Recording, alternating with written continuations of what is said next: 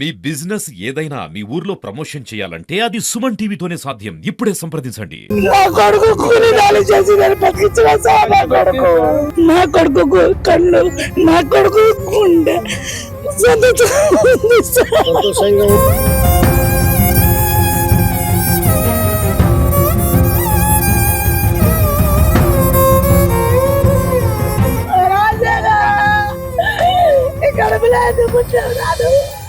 Hi, hello, నమస్తే, welcome to Suman TV.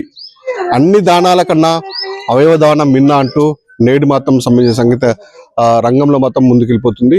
అవయవ దానం అంటే చనిపోయిన మనిషి ఎవరైతున్నారో తనకి చనిపోయి కూడా మరికొన్ని ప్రాణాలకి పునర్జన్మ ఇచ్చే ప్రసాదంగా వరంగా భావిస్తున్నారు. అయితే మహబూబాబాద్ జిల్లా ఇలుపు సులిసివారు వేమనూరు ఉన్నటువంటి ఒక తండాలో, కృష్ణాపురం, చిన్న కృష్ణాపురం తండాలో అంటే చదువుకోవడానికి హైదరాబాద్కి వెళ్ళినటువంటి అజ్మీరా రాజశేఖర్ అనే వ్యక్తి ఈ నెల 21 తారీఖున హైదరాబాద్ లో ద్విచక్ర వాహనంపై వెళ్తుండగా అంటే వేరే బండి వచ్చి తనకి ఢీకొనడంతో అక్కడే కొంచెం బ్రెయిన్ డెడ్ అయి మొత్తం హాస్పిటల్లో చికిత్స పొందాడు. ఈ నెల అంటే మే 23 తారీఖు నాడు 21 నుంచి 23 తారీఖు వరకు హాస్పిటల్లో ప్రాణాపాయ ఉండడంతో తనకి బ్రెయిన్ డెడ్ అయిందని చెప్పేసి డాక్టర్ నిర్ధారించారు. ఈ క్రమంలో తను ఎలాగైనా మరణిస్తాడో అని ముందే నిర్ధారించుకున్నటువంటి కుటుంబ సభ్యులు కూడా చాలా రోధిస్తున్నారు. ఎందుకంటే తన కొడుకు ఎలా బ్రతికుంటాడు కదా అని చెప్పేసి ఈరోజు తెలంగాణ నేత్ర మరియు అవధవయాన సంబంధించినటువంటి ఒక బృందం నిన్న చేరుకొని వాళ్ళ తల్లిదండ్రులతో మొత్తం మాట్లాడి కూర్చోబెట్టి కొడుకు ఎలాగో ఉండడు కదా, మరి ఈ కొడుకు లేని నేపథ్యంలో కూడా తనకు ఉన్నటువంటి అవయవాలు ఏవైతే ఉన్నాయో, నేత్రాలు, కాలేయం, ఇతరాత్ర ఏవైతే ఉన్నాయో సంబంధించినటువంటి ఆ భాగాలు కూడా వేరే వారికి అంటే ఆ ఆపద ఉన్న వారికి అందిస్తే మీ కొడుకు బతికున్న ప్రతిరూపంగా వాటిని చూసుకోవచ్చు అని చెప్పేసి వాళ్ళకి అవేర్నెస్ కల్పించి వాళ్ళకి ఒప్పించారు. వాళ్ళు కూడా ఒప్పుకున్నారు. ఎందుకంటే తన కొడుకు ఎలాగో చనిపోతున్నాడు కదా, తనకు కొడుకు చనిపోయినా కూడా తను ప్రతిరూపంగా ఉన్నటువంటి మేము కన్నీపించి అపురూపంగా చూసుకున్నటువంటి తన శరీరం ఆ భాగాలు కూడా నా కొడుకు సంబంధించిన చెప్పేసి వాళ్ళకి నిన్న అవయవాన్ని వాళ్ళకి ఇచ్చారని తెలుస్తుంది. మరి ఆ ఇచ్చారు, ఆ కొడుకు తన కళ్ళ ముందు లేడు కదా, ఆ ఇచ్చారు, ఆ భాగాలు ఇచ్చేటప్పుడు వాళ్ళ ఆవేదన ఏంటి, వాళ్ళు భావోద్వేగం ఏంటి అనేది తల్లిదండ్రులు కూడా తన ఫోటో పెట్టుకుని, రాజశేఖర్ ఫోటో పెట్టుకుని రోధిస్తున్న విజువల్స్ మనం చూసుకోవచ్చు. ప్రస్తుతానికి మనం తల్లిదండ్రులు మనతో పాటు ఉన్నారు. అసలు ఏంటి విషయం అనేది వాళ్ళ మాటలు అడిగి తెలుసుకునే ప్రయత్నం చేద్దాం. అమ్మా, చెప్పమ్మా, అసలు కొడుకు ఎలా, ఎంతమంది అమ్మా నీ పిల్లలు? ఇద్దరు కొడుకులు సార్, ఇద్దరు కొడుకులు సార్. నా పెద్ద కొడుకు సార్ కూలి చేసి బతికించింది సార్. నా కొడుకు నాకు తిండి లేదు సార్, నా కడుపుకు తిండి లేకుండా నా కొడుకు సాధిన సార్. నేను నా కొడుకు కూలీనాలు చేసి నేను బతికించిన సార్. నా కొడుకు సార్ నేను ఊరికి వచ్చిన సార్. నా కొడుకు అక్కడ ఊర్లో ఉన్నారు, అక్కడ హైదరాబాద్ లో ఉన్నారు, హైదరాబాద్ చదువుకుంటున్నారు సార్. నా కొడుకు చదువుకుంటున్నా, నేను ఊరికి వచ్చిన సార్. తిన్నరా బిడ్డ అన్నాడు, తిన్నామ్మా. చిన్న తమ్ముడు అన్నం కూర వండినమ్మా తిన్నారని అంటే బయట వెళ్ళకుండా ఇందులో పట్టుకున్నానా, నేను రేపు వచ్చేస్తానంటే అమ్మ మంచిగా రామ్మా, నువ్వు ఏం తొందర పడకు, రావద్దమ్మా అని అన్నాడు. అది సరే బేట మీరు తిని బతుకు ఉండిరు బేట, నేను వచ్చేస్తా రేపు పొద్దున అని చెప్పిన సార్. నేను అప్పుడే పొద్దున అని అంటే కొద్దిసేపు ఇక్కడ తిని ఇట్లా పండుకున్నా సార్. ఫోన్ వచ్చింది సార్, ఫోన్ వచ్చే రాజశేఖరు మీరు ఏమవుతారు అని అంటే, రాజశేఖర్ నా కొడుకు సార్. నేను కొడుకు అని అంటే అమ్మ ఇక్కడ యాక్సిడెంట్ అయ్యారని అన్నారు. యాక్సిడెంట్ అయ్యారంటే కొద్దిగా దెబ్బ తాకిందా ఇంత అని అంటే అమ్మ కొద్దిగా సీరియస్ గా ఉన్నారు అని చెప్పారు సార్.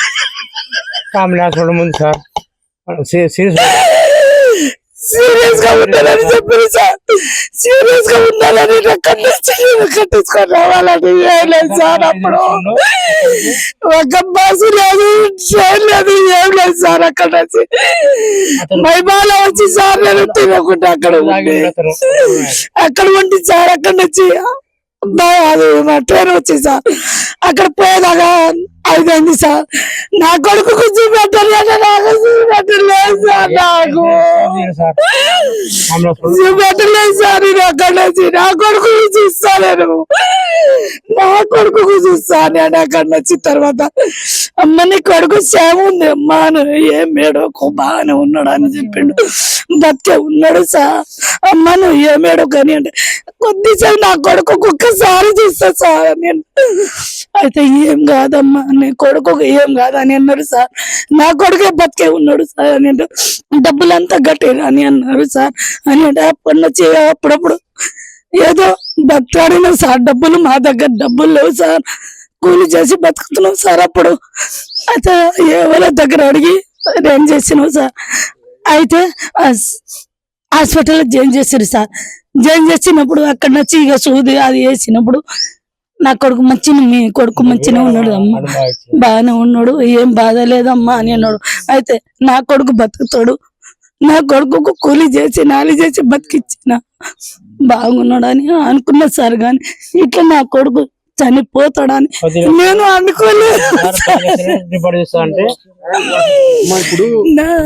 తల్లి నీ బాధ అర్థమైంది తల్లి. అంటే ఇలాంటి బాధ ఎవరికి రావద్దు.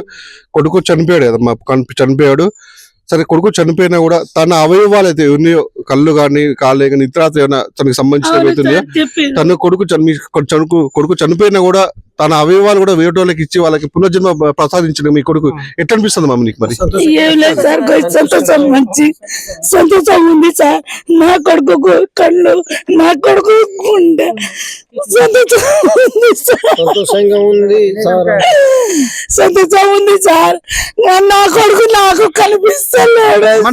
నీ కొడుకు కనిపించకపోయినా కూడా అవన్నీ దానం చేసిన కాబట్టి నీ కొడుకు బతికే ఉన్నాడని చెప్పేసి నీకు అనుకోవచ్చు కదమ్మా. మరి బతికే ఉన్నాడని అనుకున్నా సార్. కాదు నా కొడుకు పడతలేదు సార్. బతికే ఉన్నాడు నీ కొడుకు. ఎందుకు చనిపోలేదు? నీ కొడుకు బతికే ఉన్నాడు, ఎందుకంటే అవన్నీ దానాలు చేసింది కదా, అవన్నీ బతికే ఉన్నాయి. నువ్వు ఇచ్చిన అవన్నీ బతికే ఉన్నాయి, అవన్నీ అన్ని బతికే ఉంది కదా సార్. నాకు పడతలేదు సార్.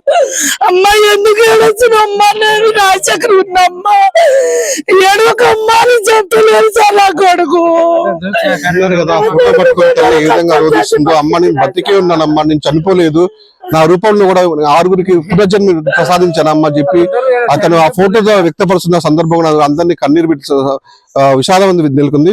మనతో మాట్లాడికి తన తండ్రి అడిగి తెలుసుకుందాం.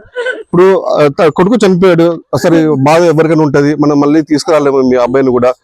తను చనిపోయినా కూడా 6గురికి పునర్జన్మ ప్రసాదించాడు.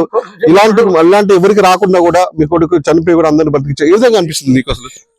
లేదు సార్, నా కొడుకు చనిపోయినా సరే నేను మంచిగా వాళ్ళకి 6గురికి సాయం చేసిన కొడుకుతో, కొద్దిగా వాళ్ళ సాయం చేయండి కొడుకుతో.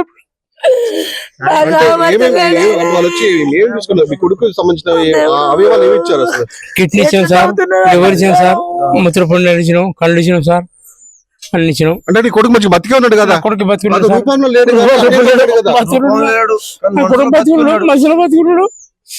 నాకైతే వాళ్ళ తరఫున కొద్దిగా సాయం ఉంటే బంధం చేయండి. చూడండి, ఇది ఒక పేద కుటుంబం, పాప వాళ్ళు కష్టం చేసుకొని తన కొడుకులని ఉన్నత స్థాయి చదవాలని చెప్పేసి హైదరాబాద్ పంపించిన నేపథ్యంలో అంటే ఒక ప్రమాదం, ఆ ద్విచక్ర వాహనం నేపథ్యంలో ఒక ప్రమాదానికి గురై చనిపోయడం తెలిసింది.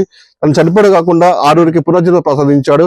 మాది పేద కుటుంబం, వాళ్ళని ఆదుకోవాలని చెప్పేసి పాప వాళ్ళు రోధిస్తూ చెప్తున్న పరిస్థితి. మనతో మాట్లాడుకుంటున్న స్థానికులు అడిగి తెలుసుకుని ప్రయత్నిద్దాం. ఈ రోజు వాళ్ళు కూలి నాలి చేసుకుని హైదరాబాద్ నగరంలో జీవిస్తున్నారు. కొడుకు యాక్సిడెంట్ లో చనిపోవడం వల్ల చాలా రోధిస్తున్నారు.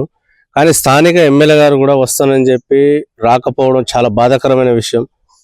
ఇక్కడ ఎంపీ గారు కూడా రావాలి. ఇలాంటి సంఘటనలు మన గిరిజన దాంట్లో ఎవరు ఇయ్యరు. కానీ వాళ్ళు ముందుకొచ్చి నా కొడుకు చస్తూ ఒక 6గురికి ప్రాణదానం చేస్తుండని ముందుకొచ్చిన తల్లిదండ్రులు బాధలో ఉన్నా కూడా ఒక 6గురికి ఉపయోగపడ్డారని చాలా ఒక పరంగా సంతోషించినా కూడా బాధ ఉంటది కొంచెం తల్లిదండ్రులకు. కానీ ఇక్కడ ఉన్న ఎమ్మెల్యే గారు కూడా రాకపోవడం అది మాకు చాలా బాధాకరమైన విషయం. వస్తారని అనుకున్నాం, రాకపోవడం చాలా బాధాకరమైన విషయమే. కానీ మీ సుమన్ టీవీ ద్వారా మరి మన సీఎం గారికి కానీ ఎంపీ గారికి కానీ మరి స్థానిక ఇక్కడ ఎమ్మెల్యే గారికి కూడా తెలవాలని మేము మనస్ఫూర్తిగా కోరుకుంటూ ఆ కుటుంబాన్ని కొంచెం ఆదరణంగా ఆదుకోవాలని, ఆర్థికంగా కూడా ఆదుకోవాలని కూడా మనస్ఫూర్తిగా మేము కోరుకుంటూ మా తెలంగాణ గిరిజన పోరాట సమితి తరఫున కోరుకుంటున్నాను నేను. కానీ వాళ్లకు ఎట్టు పరిస్థితుల్లో కూడా ప్రభుత్వం కూడా కొంచెం హెల్పింగ్ చేయాలన్నదే మా ఉద్దేశం. ఇలాంటి త్యాగం ఎవరు చేయరు, కానీ మా రాజశేఖర్ చనిపోతూ ఒక 6గురికి ప్రాణదానం ఇచ్చాడు కనుక మరి ప్రభుత్వం కూడా దీనిపై వెంటనే స్పందించి ఆ కుటుంబాన్ని ఆదర్శనగా చూడండి. ఇల్లు కూడా లేదు పాపం, వాళ్ళకు చిన్న ఇల్లులో నివసిస్తున్నారు, కూలి పని చేసుకుంటున్నారు.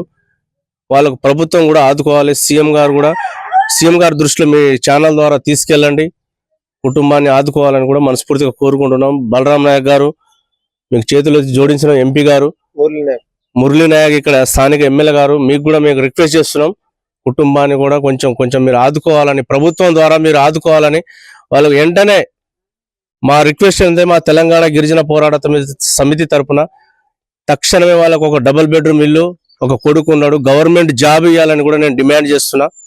బాబు చనిపోవాలని ఎవరు కోరుకోలేదు, అనుకోకుండా జరిగిపోయిన సంఘటన. తక్షణమే ఒక బాబు ఉన్నాడు, పేద కుటుంబం, ఒక గవర్నమెంట్ జాబు, డబుల్ బెడ్రూమ్ ఇల్లు ఇచ్చి వాళ్ళని ఆదుకోవాలని, మహబూబాబాద్లో ఎక్కడైనా ఒక చిన్న 150 గజాలలో ఇల్లు ఇచ్చి వాళ్ళకి ఆదుకోవాలని కూడా మేము డిమాండ్ చేస్తూ కోరుకుంటున్నాం. మనతో పాటు ఆ రాజశేఖర్ వాళ్ళ తమ్ముడు ఉన్నాడు, వాళ్ళు అడిగే ప్రయత్నం చేద్దాం.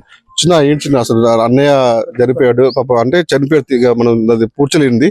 తను చనిపోతూ కూడా 6గురికి పునర్జన్మ ప్రసాదించాడు, వారిలోనే చూసుకోండి నన్ను అని చెప్పేసి ఒక చెప్పారు అనిపిస్తుంది. ఎట్లా చూసి వచ్చింది అది? ఏం లేదండి, చూడడానికి యాక్సిడెంట్ అయింది, ఇక చెప్పడానికి ఏముంటుంది, బాధ అదే ఉంటుంది. అంటే మామూలుగా ఇది మామూలుగా గిరిజన ప్రాంతం, ఇది అవేర్నెస్ కూడా ఎక్కువ ఉండదు.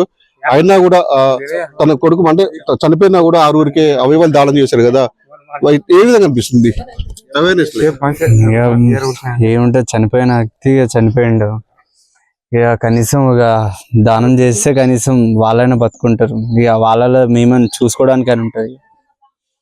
ఇక అంతే, ఇక చెప్పుకోవడానికి ఏముండదు, ఇక అంతే.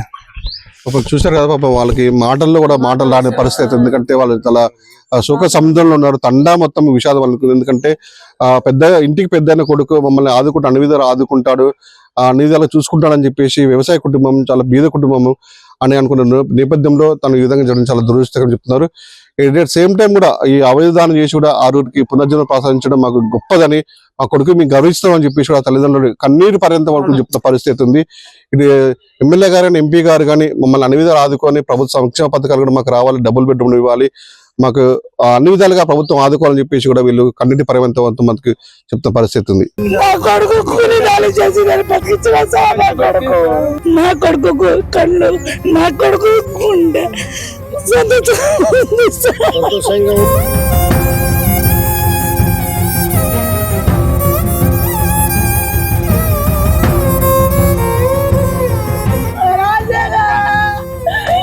ఇక్కడ